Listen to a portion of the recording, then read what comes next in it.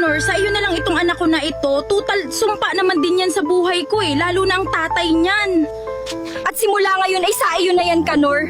Dahil hindi ko naman kayang buhayin yan at baka maging pabigat pa sa akin yan. Oo, sige Mirna, hayaan mo, bibigyan ko ng magandang buhay itong batang to. Dahil baka nga maging kawawa siya kapag ikaw ang nag-alaga sa kanya. Kawawa ka naman kung hindi kita aampunin dahil sarili mong magulang ay ayaw sa iyo. Pero hayaan mo, hindi mo naman kasalanan iyong. At simula ngayon ay ang ipapangalan ko sa iyo ay Jenny. At hindi man tayo magkadugo ay ituturing kitang anak ko kahit wala akong asawa ay buong puso kitang mamahalin. At ibibigay ko lahat sa iyo ng aking makakaya, anak. O Mirna, nasan ang anak mo?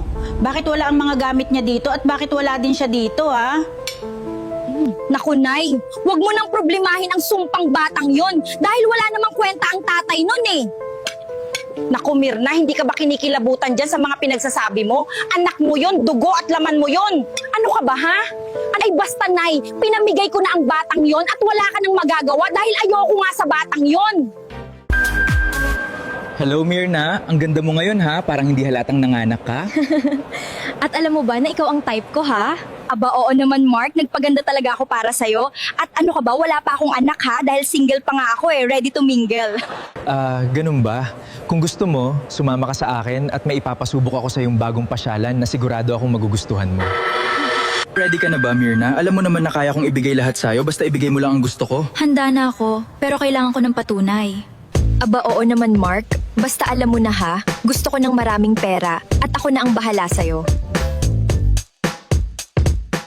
Happy 7th birthday, Jenny, anak ko. Wish ko sa'yo ay sana makapagtapos ka ng pag-aaral at matupad mo lahat ng pangarap mo. Mahal na mahal kita, anak kong makulit. Mahal na mahal ka ni Papa. Happy birthday ulit! Thank you po, Papa. Mahal na mahal din po kita. Sana ay makita ko na po si Mama. Yun lang po ang wish ko ngayong birthday ko. Hayaan mo, anak. Oras na makontak ko ang nanay mo, ay ipapakausap ko siya agad-agad sa iyo, ha? Thank you, mahal, dahil tinupad mo ang pangarap ko na makapunta dito sa Amerika. I love you. Wala anuman my love, I love you too.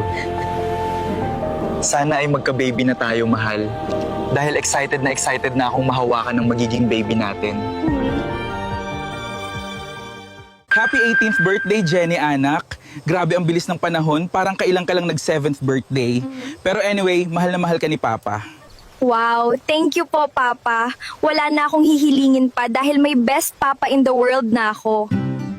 Bakit ka malungkot pa? May problema ba, ha? Or may masakit ba sa'yo pa?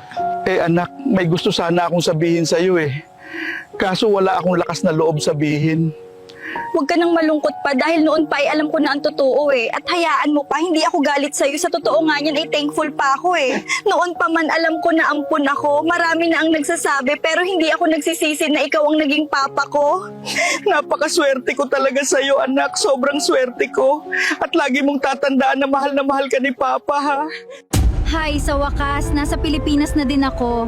Siguro ito na ang panahon para makita ko ang anak ko at mabawi ko siya kay Kanor. Dahil marami na akong pera ngayon. At sigurado ako na sasama sa akin ang anak ko kapag nakita niya ako. Dahil bibilhin ko lahat ng gusto niya. Mirna, anong ginagawa mo dito, ha? At isa pa, bakit ngayon ka lang nagpakita? I'm here to talk and I have my reasons for showing up now. Nandito ako dahil gusto kong makita ang anak ko. Nasaan siya? Iharap mo siya sa akin dahil gusto ko na siyang makausap. Anak, ikaw na ba yan? Ang laki mo na at ang ganda mo pa. Tignan mo manang-mana ka sa akin, oh. At dediretsuhin na kita, anak. Kaya ako nandito dahil gusto na kita kuhanin kay Kanor. Dahil ako naman ang totoo mong magulang eh. At kapag sumama ka sa akin ay ibibigay ko lahat ng mga gusto mo, anak. Kahit ano, basta sumama ka lang sa akin. Pwede ba, Nay? Tigilan mo ako at isa pa ay hindi ako sasama sa'yo dahil ginawa mo akong hayop na pinamigay mo ako ng ganun-ganun lang. Mabuti pa si Papa, kahit hindi niya ako kadugo ay tinuring niya akong anak. Samantalang ikaw, mas pinili mo ang sarili mo kaysa sa responsibilidad mo bilang magulang. Kaya mabuti pa, Nay, ay umalis ka na at hindi mo ako mapipilit. At kahit ibigan mo sa akin ngayon ang lahat, hindi mo maibabalik ang panahon na kailangan ko ng nanay sa tabi ko.